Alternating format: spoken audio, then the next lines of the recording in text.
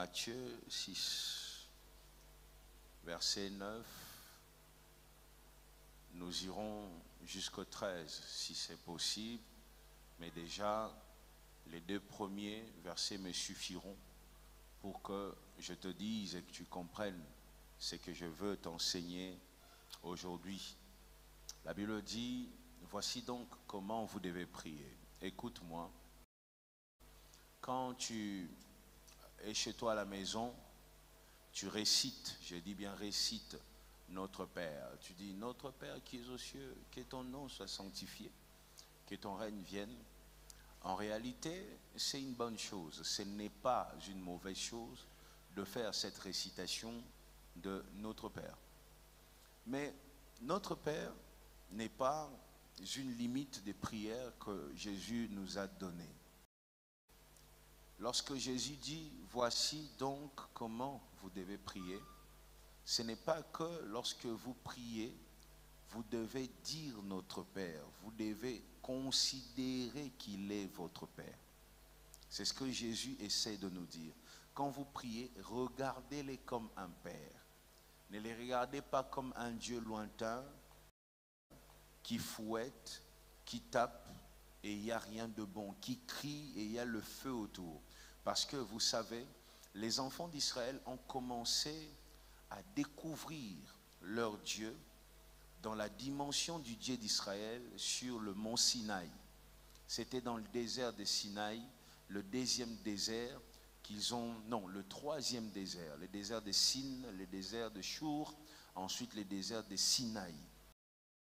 Et lorsque l'Éternel apparaît aux enfants d'Israël pour la toute première fois dans le désert de Sinaï, qui existe jusqu'aujourd'hui du côté Égypte, tout ça, lorsque l'Éternel apparaît au désert, dans le désert de Sinaï, ils voyaient un feu.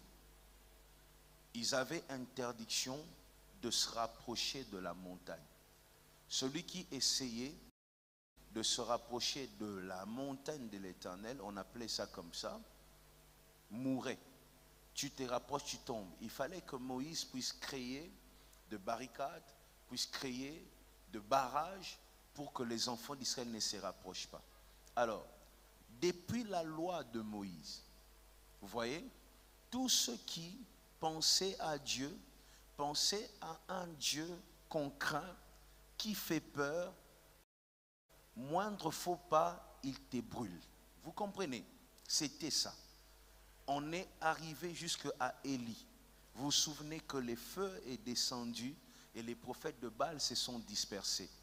La vie des enfants d'Israël dans les déserts et même par les prophètes, c'était des guerres et des guerres. Vous voyez?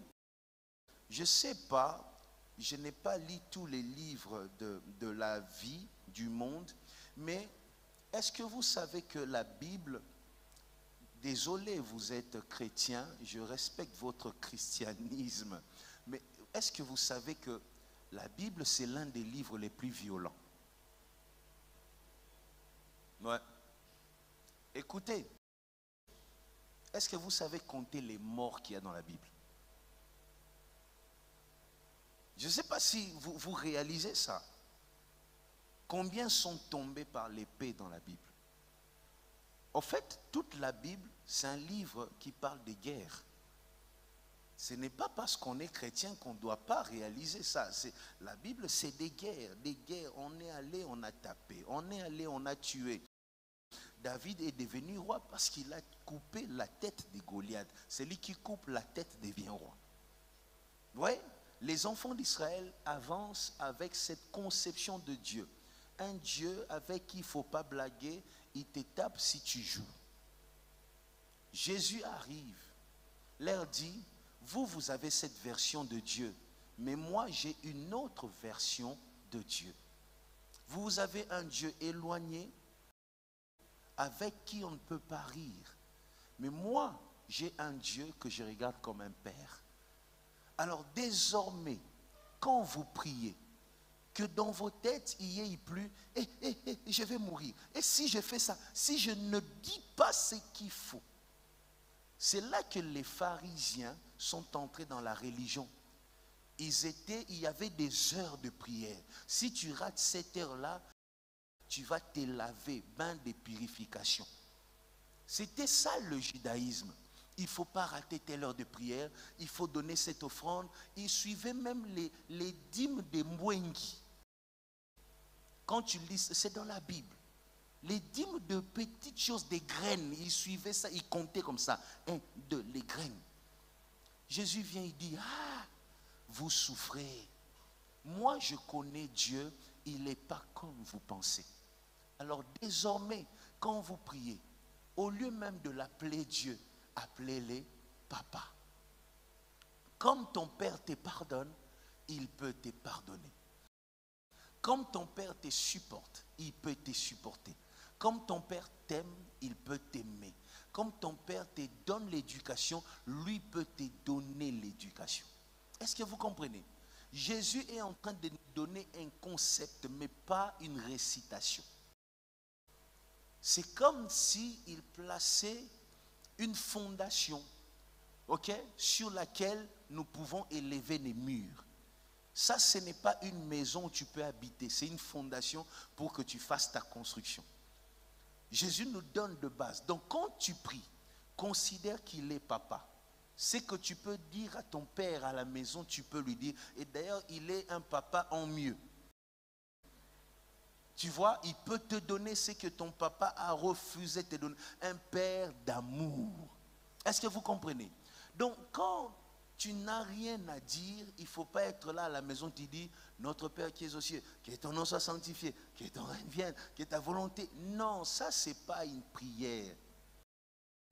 Ça, c'est une base pour que tu saches comment construire ta prière. On construit une prière comment? En considérant qu'il est Dieu, en sanctifiant son nom.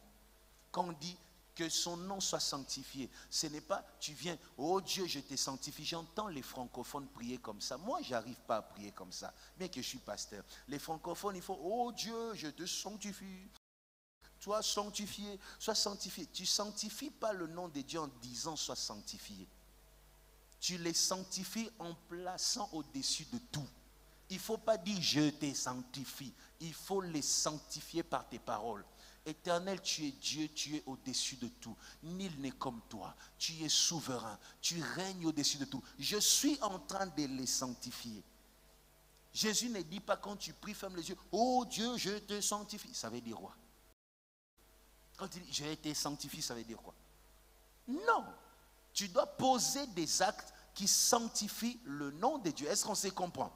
Donc c'est une base que Dieu nous donne pour que nous sachions fonctionner avec Dieu. Maintenant, il faut demander à celui qui dit, oh Dieu, je te sanctifie. Ça veut dire quoi? Ça veut dire quoi? C'est comme tu dis, oh Dieu, je te crains. Ça ne veut rien dire. Pose des actes qui montrent que tu les crains. Ne viens pas nous dire que tu les crains. Non, ne fais pas ça. Alors, Jésus dit que ton nom soit sanctifié, ok? Que ton nom soit regardé comme étant saint.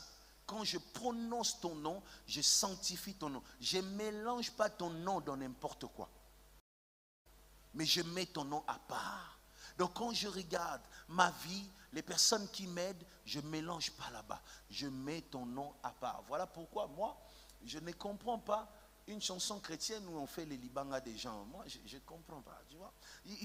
Le nom de Dieu, il faut mettre ça à part. Il ne faut pas le mélanger. On ne mélange pas le nom de Dieu. Est-ce que tu me comprends? Est-ce que tu me comprends?